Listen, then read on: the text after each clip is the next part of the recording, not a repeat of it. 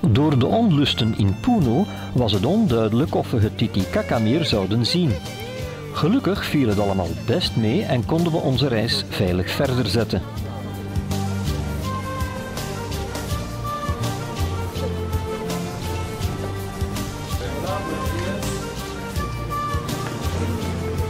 Puno, volledige naam San Carlos de Puno, ligt op 3860 meter boven zeeniveau aan de oevers van het Titicacameer en telt ongeveer 80.000 inwoners.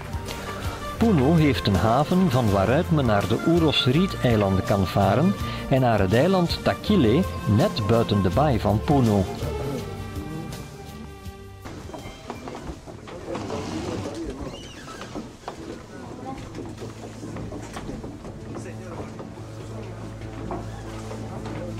De Uros vormen een volk dat op de met riet gemaakte Uros-eilanden op het Titicacameer leeft. Ze bouwden deze kunstmatige eilanden oorspronkelijk om de Incas te ontvluchten. De Incas domineerden op dat moment namelijk het vasteland.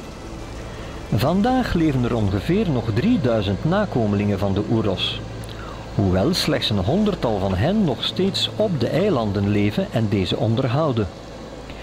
De meesten zijn naar het vasteland vertrokken, waar hun kinderen naar school kunnen gaan.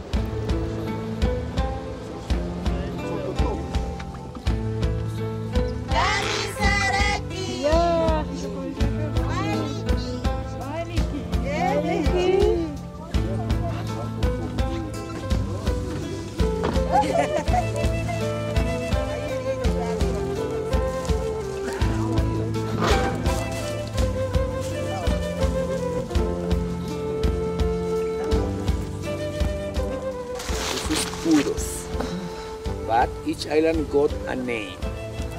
This island is called Cantati. Cantati in Aymara language means sunrise. That's the name of this island. Now that way, and look at this green area is rich vegetation. So these floating islands are located into the Bay of Puno. This is Peninsula, Bay of Puno. Now let me introduce this lady. She is leading now this island. She's Candelaria.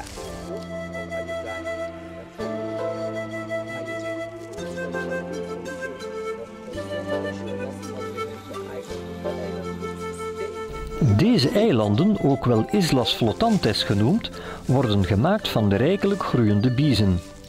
Er worden telkens nieuwe biezen bovenop gegooid, zodat de eilanden blijven bestaan en niet wegrotten.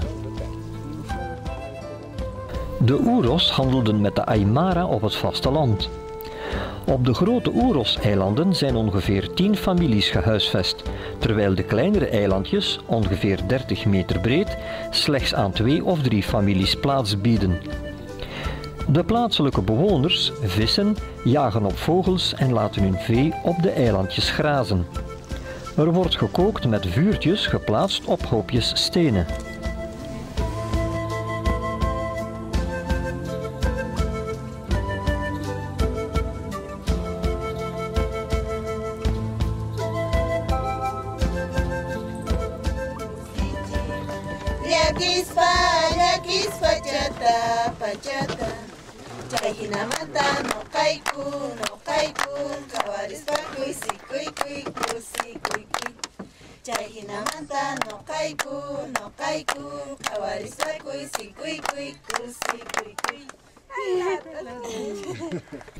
Typisch zijn ook de biezenboten, gemaakt van gedroogde biezen, meestal in prachtige vormen afgewerkt.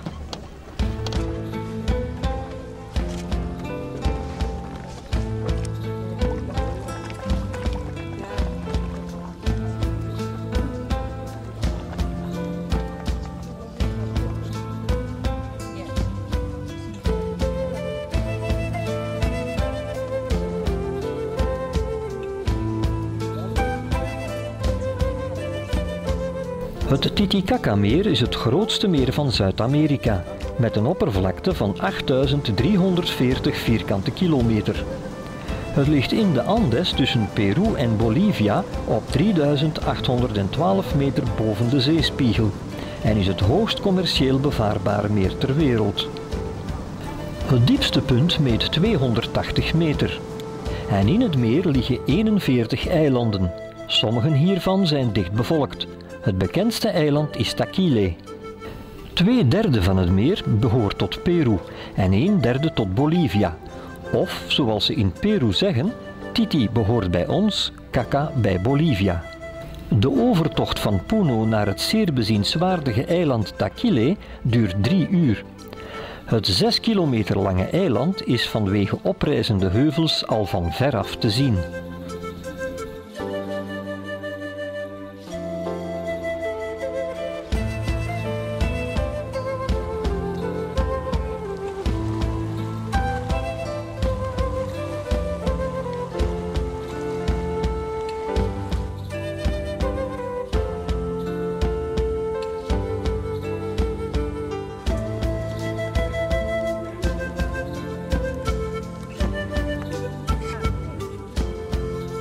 Nadat Peru onafhankelijk was geworden, deed Taquile dienst als gevangeniseiland.